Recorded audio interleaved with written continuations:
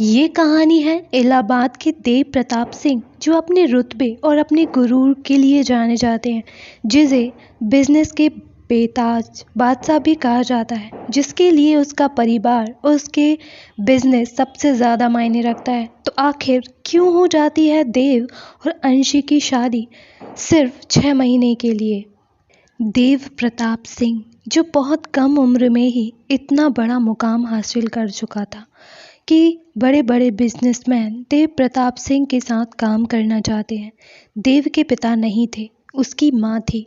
वह अपनी माँ से बहुत ज़्यादा प्यार करता था। ऋषि देव का छोटा भाई ऋषि देव के चाचा चाची का लड़का था, पर देव ऋषि से बहुत ज़्यादा प्यार करता था। देव ऋषि पर अपनी जान छिड़कता है। आज ऋषि का जन्मदिन है। आज पूरे 6 साल बाद देव अपने घर वापस लौट रहा है। सब बहुत खुश थे। शारदा जी जो देव की माँ है, वो सुबह सुबह इस तैयारियों में लगी हुई थी। तभी अंशी वहाँ आई और शारदा जी का हाथ पकड़कर सोफे पर बैठाते हुए बोली, आंटी जी, आप बहुत हो गया, बहुत काम कर चुकी हैं आप। दवाइयों का टाइम हो चुका है, चलिए पहले दवाई लीजिए। शारदा जी चिंता जताते हुए बोली, बेटा इतना सारा काम पड़ा है। अंशी बड़े प्यार से बोली, हम हैं ना आंटी जी, हम सब कुछ कर देंगे, आप पहले दवाइयाँ खा लीजिए। इस बार देवांशी मुंह बनाकर बोली, और वैसे भी आंटी जी, आपके लॉर्ड गवर्नर देव प्रताप सिंह आज शाम को आने वाले हैं, सुबह नहीं। और आप तो अभी से इतनी परेशान हो रही हो, और उन्हें तो आपकी बिल्कुल भी फिक्र नहीं, ज़रा भी। अरे पूरे 6 साल से आपको इंतज़ार करवा रहे हैं, पर उन्हें तो अपने काम से फुर्सत ही नहीं मिलती। तब उन्हें पता चले कि उनकी माँ, उनका परिवार उनकी कितनों याद करता है, पर नहीं, उन्हें तो काम से फुर्सत ही कहाँ। खड़ूस कहीं के। शारदा जी अंशी की बात सुनकर मुस्कुरा दी और बड़े प्यार से बोली, नहीं बेटा, हमारा देव ऐसा नहीं है, और वो बहुत अच्छा है। वो हमेशा हमसे बहुत प्यार करता है, अपने परिवार से बहुत प्यार करता है। बस अपने पिता की मौत के बाद ऐसा हो गया है। ये कहते हुए शारदा जी की आंखें नम हो गई थी। देवांशी ने जब शारदा जी की आंखें नम देखी तो उसे बहुत बुरा लगा। अंशी उदास सा चेहरा बनाकर बोली, सॉरी आंटी जी, हमारे कहने का ये मतलब नहीं था।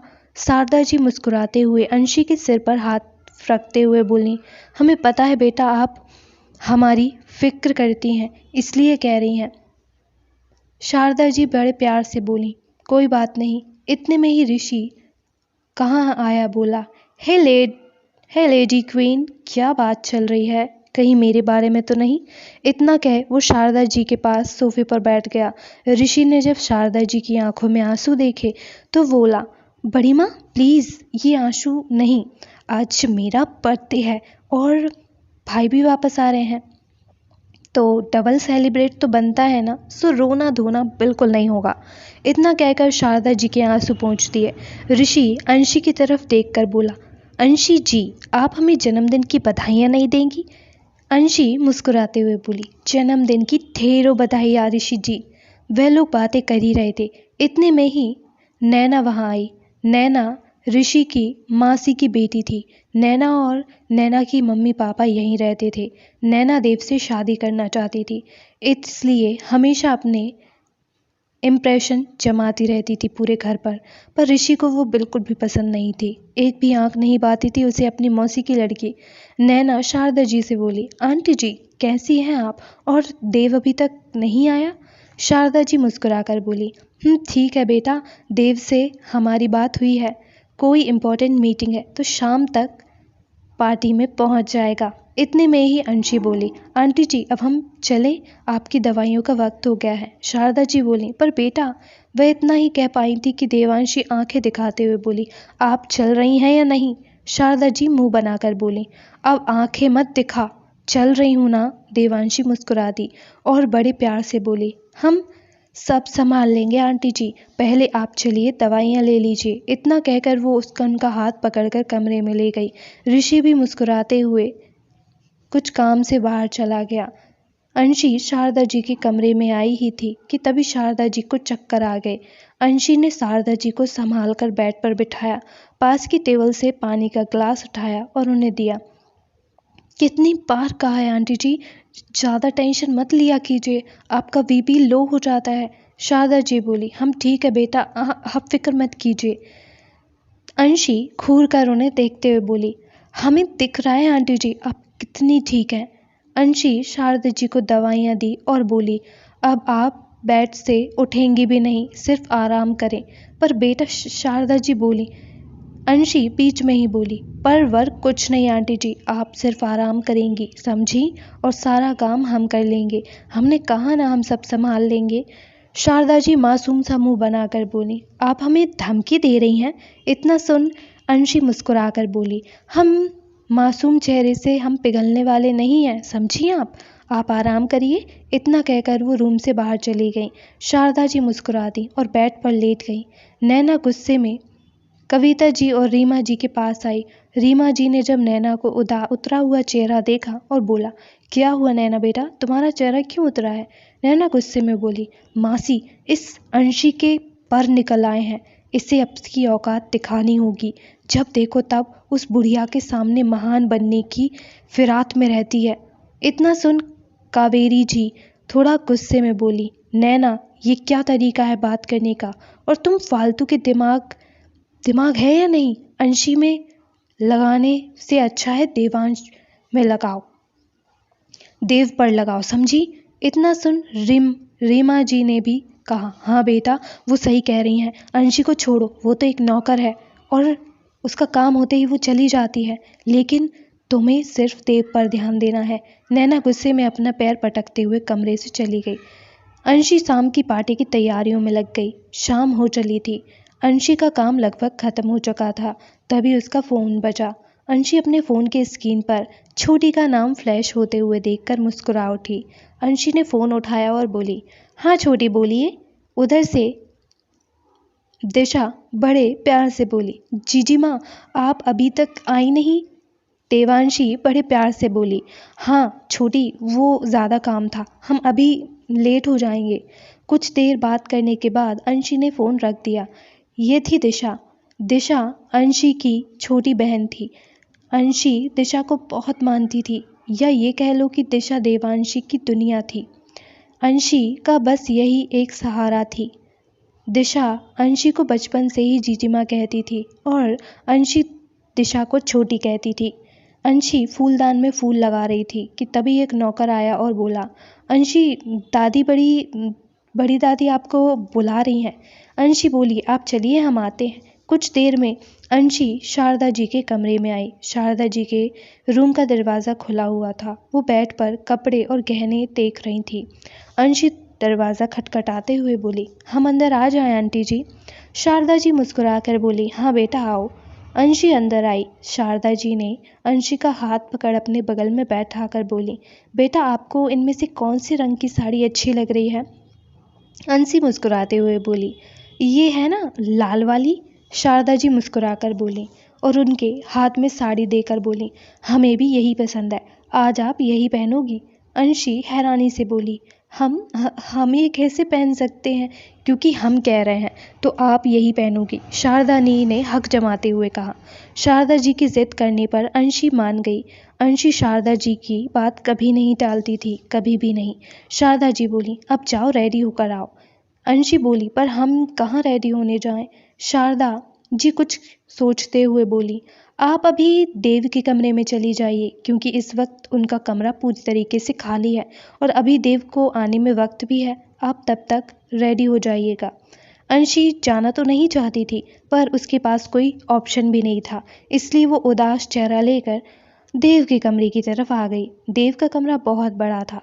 अंशी पहली बार देव के कमरे में आई थी। हर चीज़ सलीके से रखी हुई थी। कमरे का नाम नीले कलर का था। एक छोटी सी लाइब्रेरी थी जिसमें ढेर सारी किताबें थी। बड़ा सा बेड जिस पर नीले कलर की बेड सीट थी। कमरे में नीले कलर के पर्दे लगे हुए थे। खिड़की से बाहर देखने पर महल के बाहर का पूरा बगीचा दिखता था। अंशी खिड़की के बाहर झांकते हुए खुद से ही बोली, लगता है लॉर्ड गवर्नर को नीला कलर बहुत ज़्यादा पसंद है, इसलिए तो देखो, पूरे कमरे में सिर्फ नीले के रंग के अलावा और कोई कलर ही नहीं है। इतना बोल अंशी रेडी होने लगी। अंशी रेडी होकर आईने के सामने खड़ी हुई और खुद को देख रही थी। अंशी बहुत ज़्यादा खूबसूरत लग रही थी। इधर देव भी घर आ चुका था। देव बिना किसी से मिले पहले अपने रूम में आ गया। देव के रूम के अंदर आकर उसने अपना दरवाज़ा बंद कर लिया कि अचानक से लाइट चली गई। अंशी घबरा गई। अंशी घबराकर बाहर जाने को हुई, तभी वो किसी से टकरा गई। अंशी के मुंह से चीख निकलने से पहले देव ने उसके मुंह पर हाथ रख दिया। अंशी का हाथ मोड़कर कमर से लगाकर बोला, कौन हो तुम? कमरे में हल्की चांद की रोशनी आ रही थी, जिससे थोड़ा थोड़ा चेहरा उसे दिख रहा था।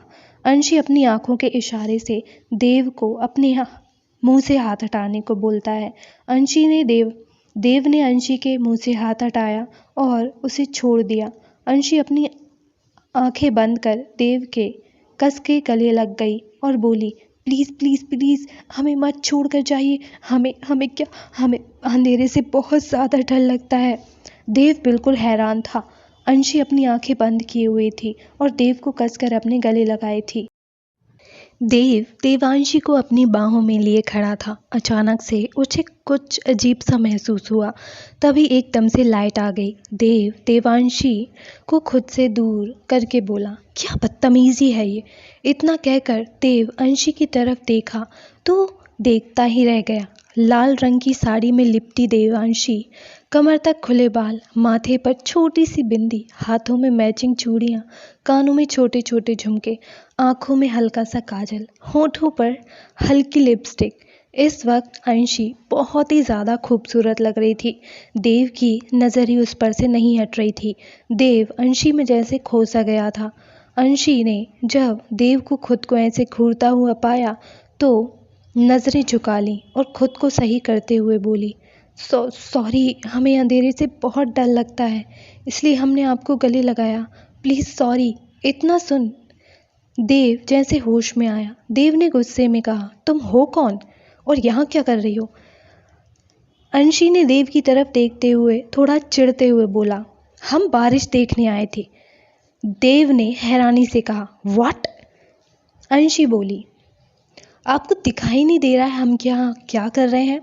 इतना कहकर देवांशी देव की तरफ शक भरी निगाहों से देखते हुए बोली, वैसे हम क्यों बताएं हम यहाँ क्या कर रहे हैं? आप होते कौन हैं और आप यहाँ क्या कर रहे हैं?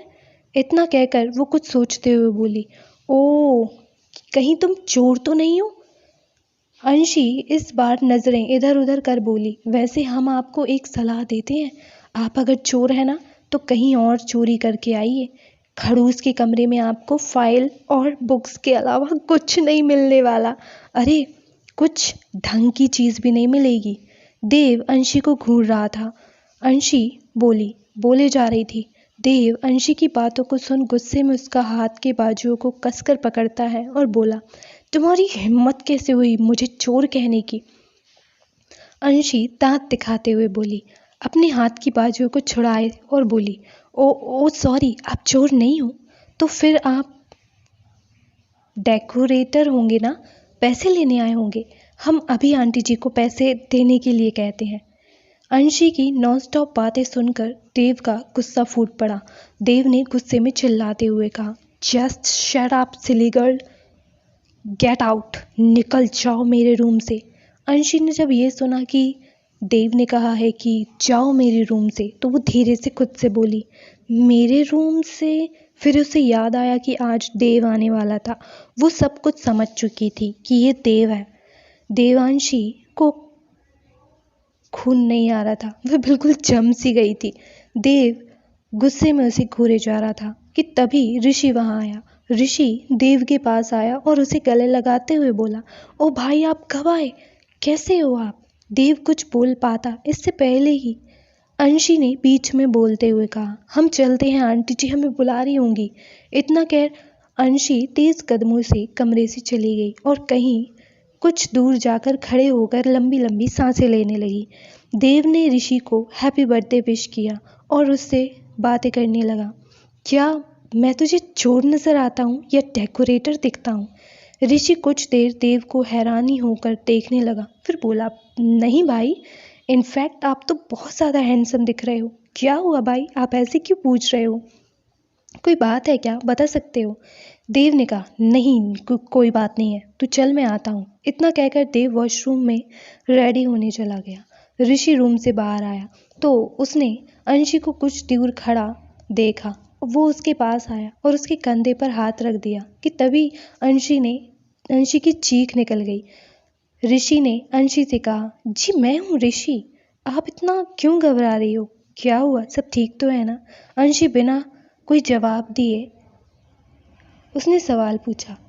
ऋषि जी, क्या वो आपके भाई थे देव? ऋषि ने कहा, हाँ वो मेरे भाई देव थे, क्या प्रॉब्लम है? देवांशी इतना सुन घबरा गई।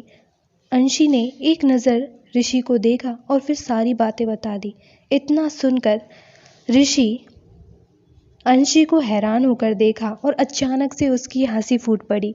ऋषि तो हंसे ही जा रहा था। वो हंसते हुए बोला, क्या क्या अंशी जी, भाई आपको चोर दिखाई देते हैं, और कोई चोर भी ऐसे कपड़े थोड़ी ना पहन कर आता है, और वैसे भी इतने सिक्योरिटी के बाद कोई अंदर कैसे आ सकता है? मासूम सा चेहरा बनाकर अंशी उसे देखते हुए बोली, ऋषि जी आपको हम पर हंसी आ रही है? इतना सुन ऋषि चुप हो गया। ऋषि बोला, सॉरी अंशी जी, लेकिन आप भाई को कुछ और समझ सकती हैं। इतना कह वो हंसने लगा। अंशी चिढ़ते हुए बोली, आपको इतना हंसने की ज़रूरत नहीं है, समझे आप ही बताइए। पहले तो उनकी कोई तस्वीर इस घर में नहीं है, ऊपर से हमने उनको कभी देखा भी नहीं था, और भूत की तरह आ गए वो कमरे में, और उन्होंने मुझसे बताया भी नहीं कि मैं देव हूँ।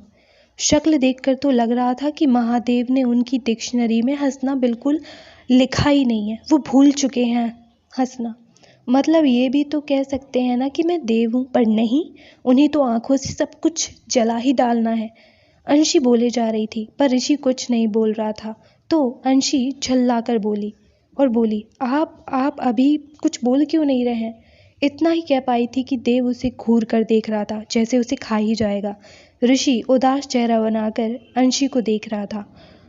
देव अंशी को घूरे जा रहा था। ऋषि ने जब देव को गुस्से में देखा तो बात को संभालते हुए बोला, भाई आपको नीचे नहीं चलना?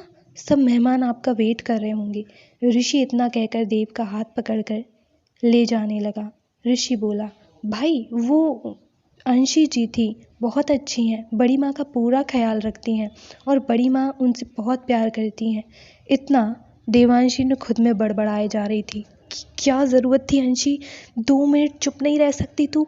ऊपर ताकते हुए बोली, क्या महादेव, आज तो आप हमारी जान लेकर ही मानोगे, किस खड़ूस से मिलवा दिया आपने मुझे। इतना कहकर वो नीचे चली गई। क्या महादेव, आप हमारी जान लेकर ही मानेंगे? ना जाने कब वो खड़ूस क्या करेगा, मेरा क्या हाल होगा।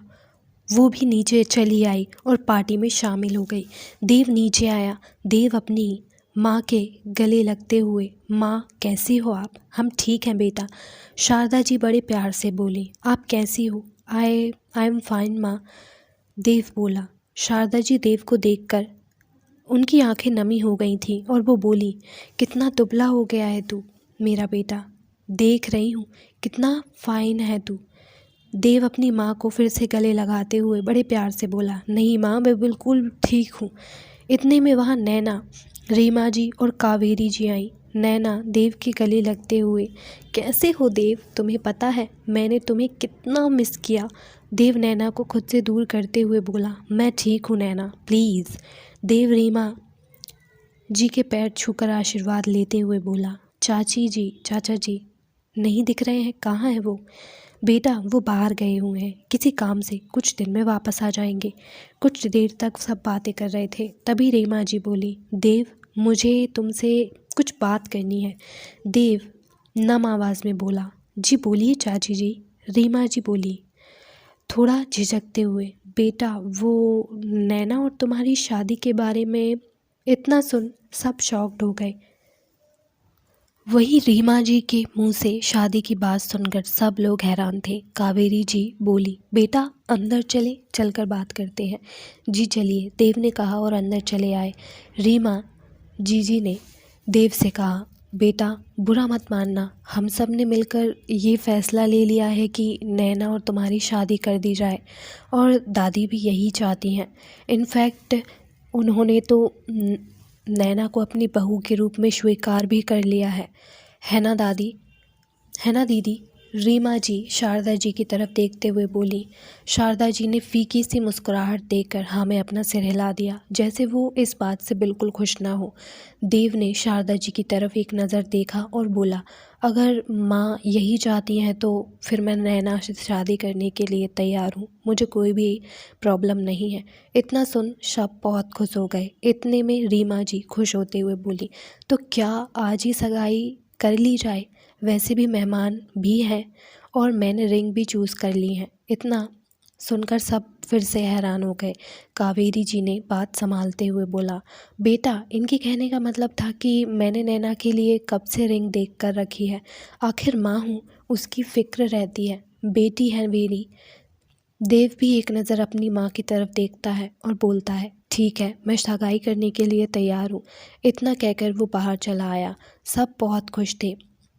नैना खिड़की से कान लगाकर सब कुछ सुन रही थी। नैना की तो खुशी का कोई भी ठिकाना नहीं था। ऋषि बाहर ही था, मेहमानों को अटेंड कर रहा था। अभी तक उसे कुछ मालूम नहीं था। कुछ देर बाद सब आए। ऋषि ने केक कट किया, सब ने उसे गिफ्ट दिए। कुछ देर बाद रीमा जी सबके साथ आई और नैना देव की एंगेजमेंट को अनाउंस कर दिया। ये सब देखकर ऋषि बहुत हैरान हुआ। उसे अभी तक कुछ समझ नहीं आया था। ऋषि हैरानी से शारदा जी की तरफ देख रहा था, पर शारदा जी ने कुछ नहीं कहा। ऋषि ने देव से बात करने की कोशिश की, पर मेहमानों को देखकर कुछ नहीं बोल पाया। ऋषि ने उस वक्त चुप रहना ही ठीक समझा। कुछ देर बाद नैना और देव ने एक दूसरे को रिंग पहनाए। सब ने तालियां बजाईं। सब बहुत खुश थे। इतने सालों बाद परिवार में खुशी आई थी। अचानक से जब देव की नज़र देवांशी पर पड़ी, देवांशी की नज़रों से टकराई, देवांशी एकदम से घबरा गई और एक इधर उधर देखने लगी। देवांशी शारदा जी के पास आई और बोली, आंटी जी वो अब हमें चलना चाहिए, छोटी वेट कर रही होगी ना। शारदा जी बड़े प्यार से बोली, बेटा इतनी रात हो गई है, अकेली कैसे जाओगी, मैं तुम्हें ऋषि से छुड़वा देती हूँ। अंशी मना करते हुए बोली, नहीं नहीं आंटी जी, हम ही चले जाएंगे, और वैसे भी रास्ते में हमें कुछ काम है, आप रहने दीजिए। इतना कहकर देवांशी अपने घर के लिए निकल गई। अंशी दरवाज़ा खोलकर अंदर आई। दिशा बैठकर पढ़ाई कर रही थी। अंशी को देखकर दिशा बहुत खुश हो गई और बोली, जीजी माँ आप आ गई। देवांशी मुस्कुराते हुए बोली, हाँ छोटी, देखिए हम आपके लिए क्या लाए हैं। इतना कहकर अंशी ने साथ लाया सामान टेबल पर पिज़्ज़े के बॉक्स था। पिज़्ज़ा देखकर दिशा बहुत ज़्यादा खुश हो गई और बोली, जीजी माँ मैं जानती थी कि आप ये ज़रूर लाएंगी। अंशी बोली, छोटी बैठो आप, हम हाथ मुँह धोकर आते हैं। इतना कहकर अंशी बॉस फेशियल में जाकर हाथ मुँह धोने चली गई। कुछ देर बाद अंशी वापस आई। दोनों ने खाना खाया। अंशी ने दिशा से पूछा, छोटी आपका कॉलेज कैसा चल रहा है, मतलब कोई दिक्कत तो नहीं है ना। दिशा पिज्ज़ा खाते हुए बोली, जीजी माँ सब ठीक चल रहा है, अगले हफ्ते मेरा एग्ज़ाम है। अंशी बोली, ठीक है पर अभी चल कर सो जाओ। दिशा बोली, नहीं जीजी माँ मुझे अभी पढ़ाई करनी है। अंशी बड़े प्यार से बोली, छोटी आप थक गई होगी और सुबह कॉलेज भी तो जाना है ना, तो चलो सो जाओ। इतना सुनकर दिशा मुंह बनाकर बोली, ठीक है जीजी माँ। दिशा अचानक से अंशी के गले लगते हुए बोली, गुड नाइट जीजी माँ। इतना कहकर वो अपने कमरे में चली गई। वहीं अंशी भी मुस्कुरा दी और बर्तन लेकर किचन में चली गई। इधर देव का महल, सारे मेहमान जा चुके थे। देव ने अभी तक ऋषि से बात नहीं की थी। ऋषि को बहुत गुस्सा आ रहा था। वो जाकर अपने कमरे में सो गया। रात के 1 बजे अंशी का घर। दिशा पानी पीने के लिए उठी थी। देखा कि जग में पानी नहीं है। वो पानी पीने के लिए नीचे आ गई। अंशी के कमरे से कुछ आवाज़ें आ रही थी। दिशा आवाज़ सुनकर कमरे में भागी तो देखा अंशी नींद में चिल्ला रही थी। अंशी की आंखों में आंसू बह रहे थे। दिशा अंशी के पास बैठी और अंशी को शांत कराने लगी। कुछ देर में अंशी शांत हो गई। दिशा खुद से बोली, पूरे 2 साल हो चुके हैं इस हादसे को हुए। जीजी माँ पर आप अभी तक उस हादसे को भूल नहीं पाई हैं। ना जाने कब आपके अंदर से ये घबराहट, ये डर जाएगा। इतना कह के दिशा बड़े प्यार से अंशी का सिर सहलाते हुए उसके बगल में लेट गई, उसके हाथ को कसकर पकड़ लिया। सुबह का वक्त, अंशी का घर। अंशी उठकर रेडी हो चुकी थी, महादेव की आरती कर नाश्ता बना रही थी। दिशा भी उठ चुकी थी और रेडी होकर आई। दिशा अंशी के गले लगते हुए बड़े प्यार से बोली, गुड मॉर्निंग जीजी माँ। गुड मॉर्निंग छोटी। अंशी मुस्कुराते हुए बोली, जीजी माँ क्या बना रही हो? दिशा ने पूछा। अभी तो कुछ नहीं बनाया, छोटी बताओ आपको क्या खाना है, हम अभी बना देते हैं। दिशा कुछ सोचते हुए बोली, मुझे सूजी का हलवा खाना है। अंशी दे मुस्कुराते हुए बोली, अच्छा हम अभी आपके लिए बनाते हैं। इतना बोल अंशी डब्बे में देखने लगी तो उसमें सूजी नहीं थी। अंशी बोली, सूजी तो नहीं है छोटी, पर हम बाज़ार से लेकर आते हैं। इतना सुन दिशा बोली, मैं लाती हूँ, आप बताओ क्या लाना है जीजी माँ। अंशी बोली, ठीक है आप ही ले आइए, तो और सामान भी लेकर आ जाइएगा। छोटी बोली, ठीक है जीजी माँ मैं ले आऊँगी। अंशी ने दिशा को पैसे दिए और सामान बताया क्या लेकर आना है। दिशा मार्केट के लिए निकल गई। इधर ऋषि भी मार्केट में कुछ काम से आया हुआ था। दिशा सारा सामान लेकर पैसे काउंट करते हुए जा रही थी कि कहीं कोई सामान रह तो नहीं गया और उसने कहीं पैसे ज़्यादा तो नहीं दे दिए। ऋषि अपने मोबाइल को चलाते हुए आ रहा था, वैसे ही दिशा से टकरा गया। दिशा का सारा सामान ज़मीन पर गिर गया। दिशा गुस्से में ऋषि को घूरने जा रही थी। ऋषि ने जब दिशा को घूरते हुए देखा तो बोला, सॉरी गलती से हो गया। इतना सुन दिशा गुस्से से बोली, लड़की देखी नहीं कि टक्कर मारना शुरू कर दिया। ए मिस्टर, तुम जैसे लड़कों को मैं बहुत अच्छे से जानती हूँ। इतना सुन ऋषि भी गुस्से में आ गया और बोला, एक्सक्यूज़ मी मैडम, पहले तो तुम खुद को देखो अपने आईने में, फिर भी मैंने तुम्हें सॉरी बोला, तुम्हारी गलती थी, समझी? और दूसरी बात, तुम बिना सोचे समझे किसी को भी जज कैसे कर सकती हो? कब से देख रहा हूँ सुनाए जा रही हो। और रही बात, तो हेलो एवरीवन, आई होप आपको ये स्टोरी पसंद आ रही होगी और प्लीज़ कमेंट में बताइएगा कि आपको ये स्टोरी कैसी लग रही है। और मेरे जो पुराने सब्सक्राइबर हैं द स्टोरी टेलिंग गर्ल के, उनका वेलकम है मेरे नए चैनल पर। और नई स्टोरी आपको कैसी लग रही है प्लीज़ कमेंट में बताइएगा। ये स्टोरी भी काफ़ी ज़्यादा एक्साइटिंग होने वाली है। और अभी मैं द स्टोरी टेलिंग गर्ल पर कुछ टाइम के लिए स्टोरी नहीं डालूँगी, इसी चैनल पर कंटिन्यू करूँगी। तो आपको नेक्स्ट एपिसोड जल्दी ही मिलने वाला है। आपको क्या लगता है आगे से स्टोरी में क्या होगा? Thank you for watching.